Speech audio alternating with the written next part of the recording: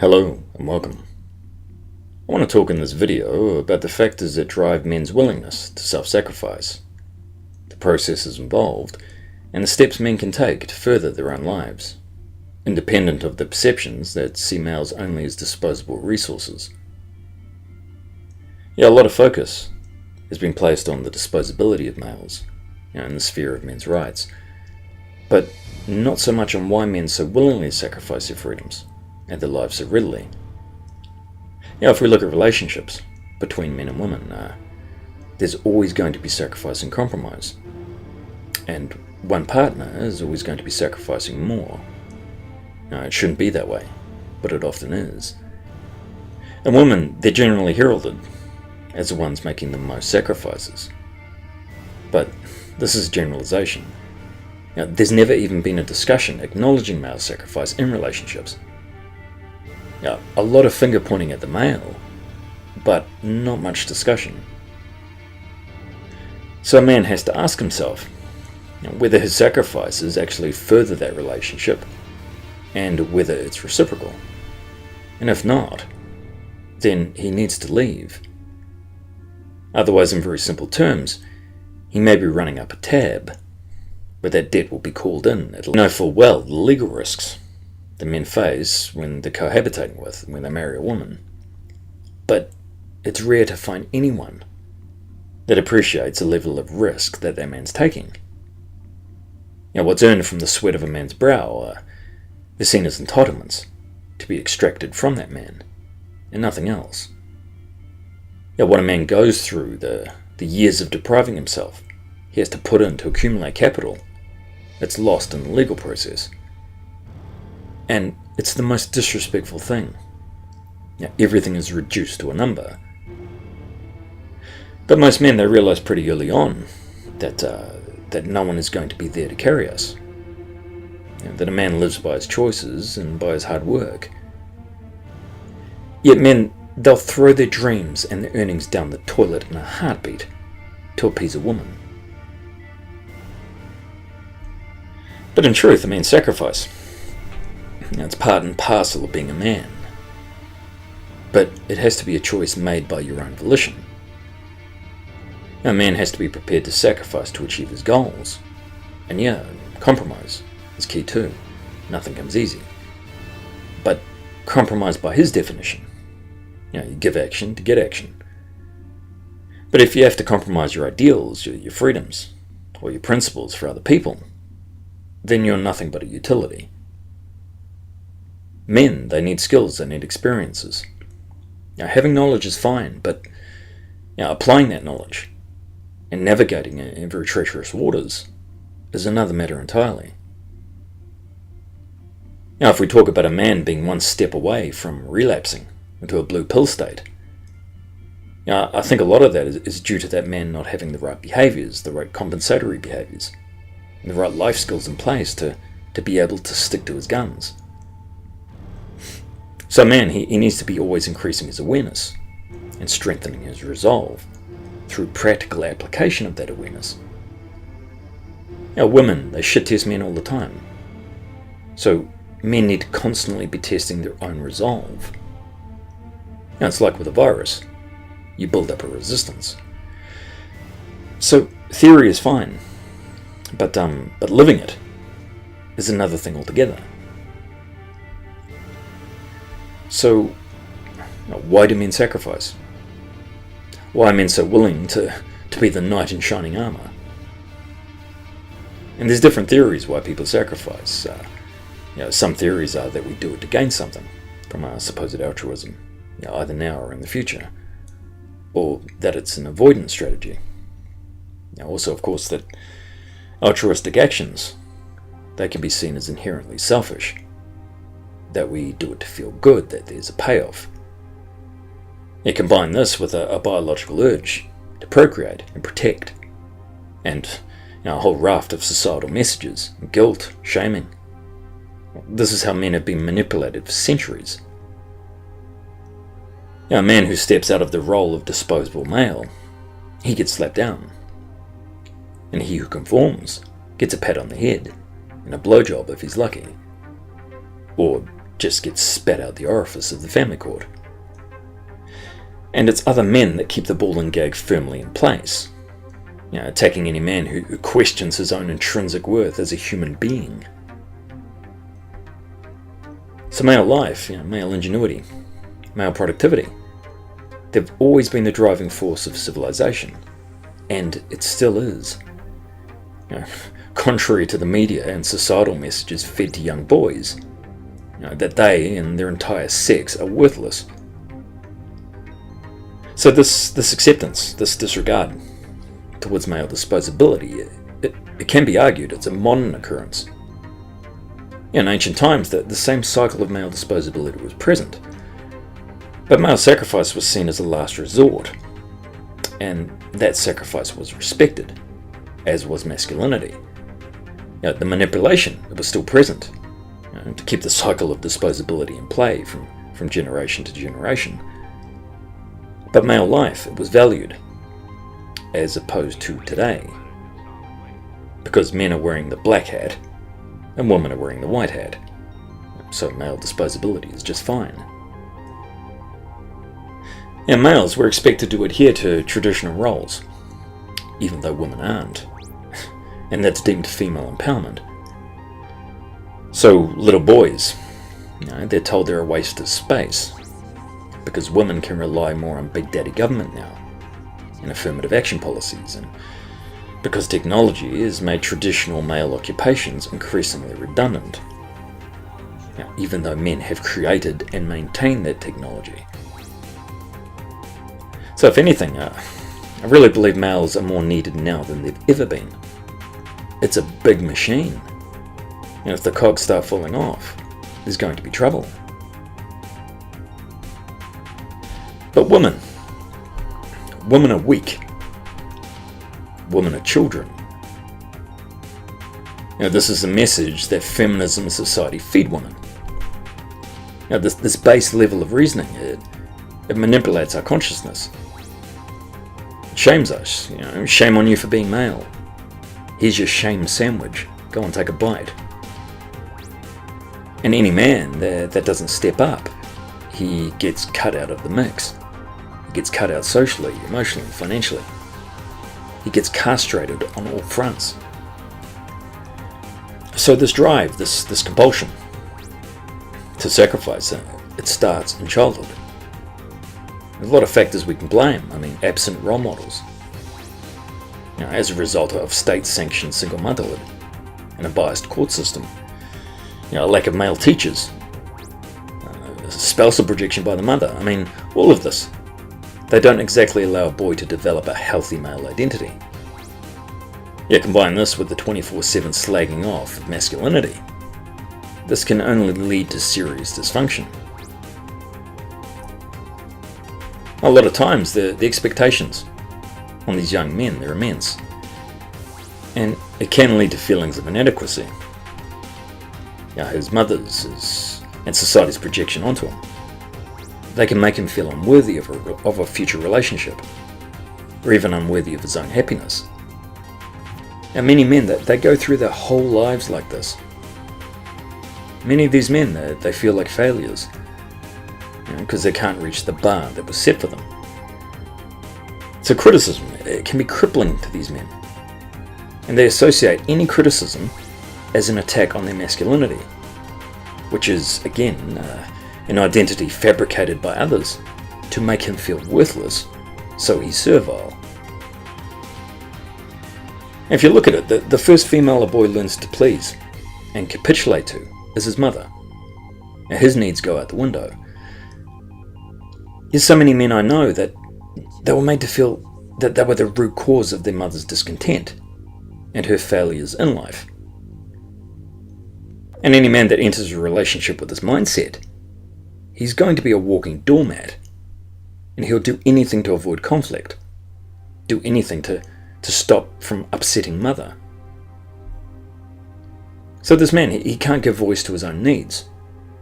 He learned to ignore his own wants growing up, and his partner's needs, they're too much for him, because all he wants to do is avoid conflict. That's all he knows how to do. So he already feels like a failure.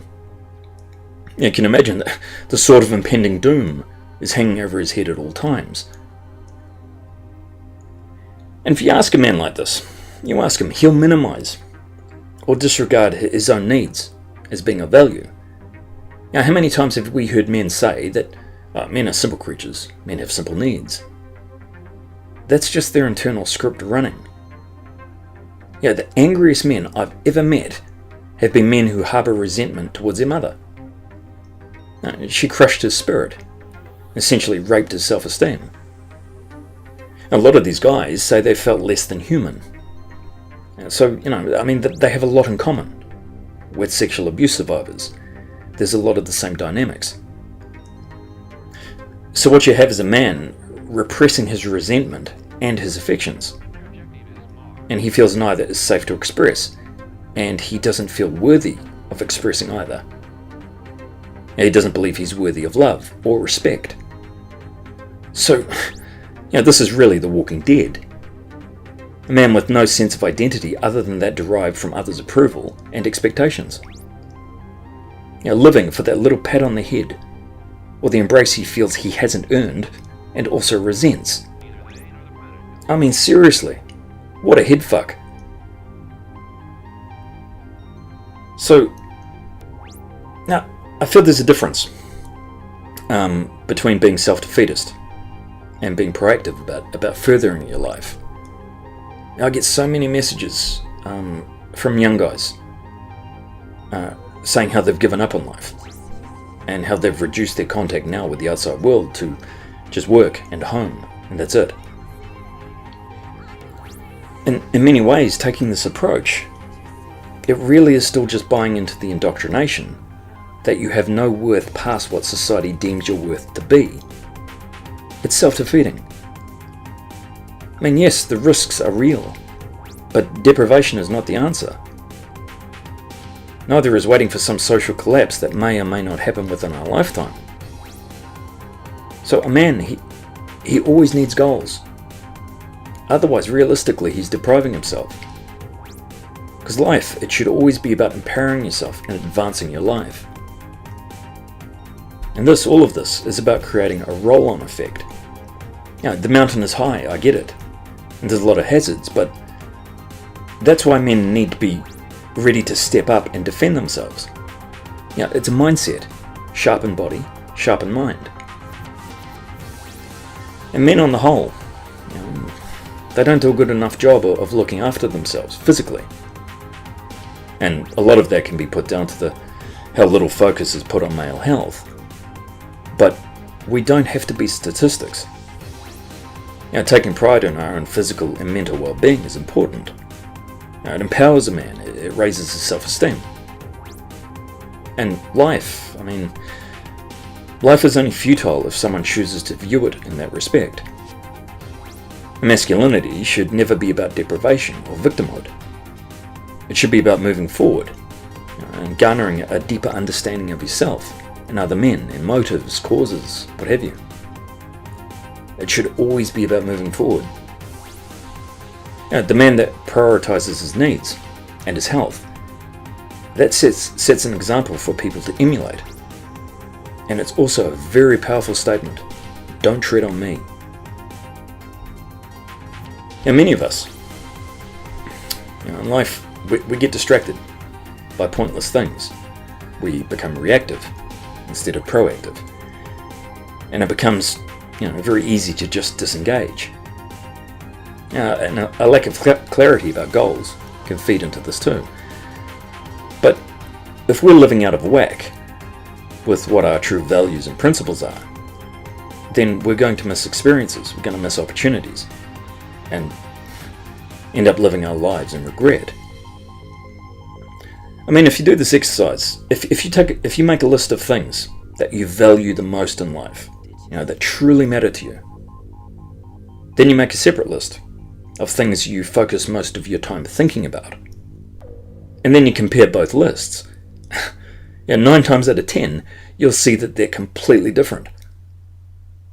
So, people's energy, for the most part, it's going in the wrong direction.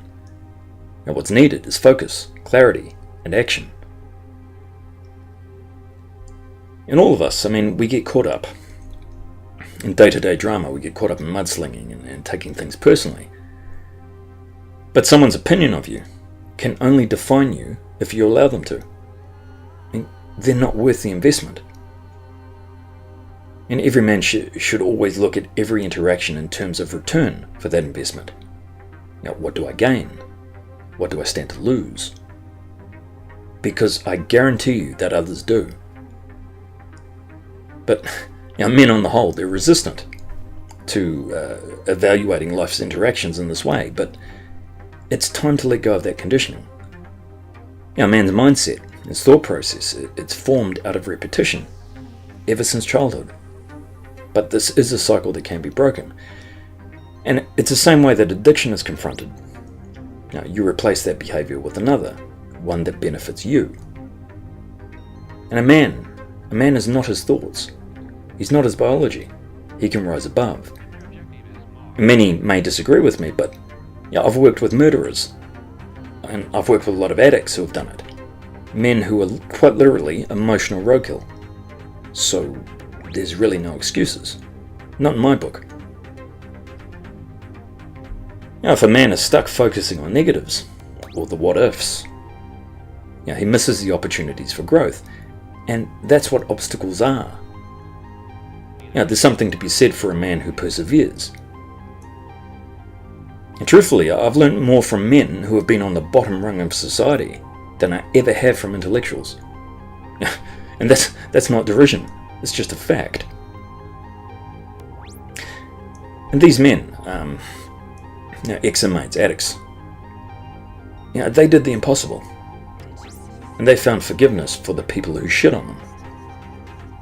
And their forgiveness, it wasn't about letting these people off the hook. It was about making the choice to live on their own terms. Those people no longer had any power over them. And they were finally able to let go and stop dragging the past into the present. What they saw that, by blaming others, that they never moved forward, they got stuck in a loop. And in turn, they felt resentment and hostility, so their choices in life reflected that. And they just dug themselves into a deeper hole. If you think about the last time that someone insulted you or hurt you, and how you processed that. Afterwards, how did it play out in your mind? Did you have revenge fantasies? Did you think about how you could get that person back? And that's very natural. But every action we engage in, there's a payoff. So you need to ask, what do I get out of this? And identify it. Like venting anger, for instance, it can be addictive. You get a dopamine rush, it feels good. And many things, even depression, has payoffs.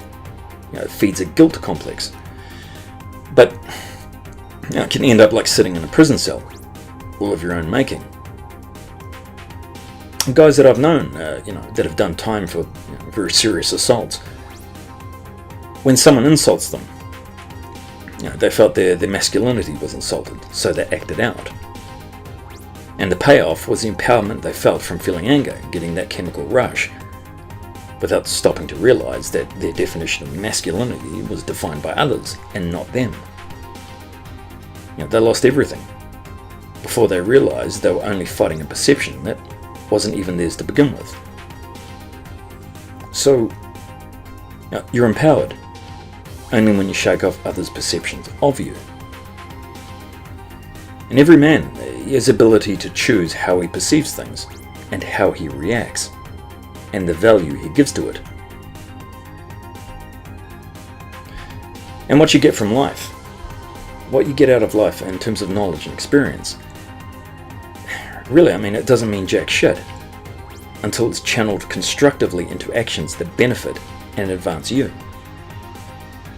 If you get kicked in the teeth, use that pain. Use it to get where you need to be. If a man is stuck in a pattern of negative thinking and beliefs, then he's not open to new experiences and knowledge. He can't evolve. So a man has to have a plan, he has to have goals. And the higher a man's standards, the more he'll demand of himself, and the better his life will be. Now, a man with no goals and no drive, he runs a very real risk of being tread on. So it's important how we project ourselves to the world, because there's no safety net for men. I work with a lot of very angry men, and resentment and anger, they're a process to work through, and it shouldn't be minimized. But after time, it can do a lot of harm, and it's very self-limiting. Quite simply, you can't be happy and content if you're angry and resentful. So, identifying what behavior helps you reach your goals, and which behaviors don't, they're key in finding contentment. You find out what works and you discard the rest. So a man needs to ask himself, is he living a reactive life on someone else's terms? Or is he applying all the knowledge he's gained from having life experiences to carve out a better life for himself? Now, you adapt or you perish. That's natural selection. Anyway, that's all I wanted to talk about tonight, but I want to thank you for your time and keep on trucking. Thank you.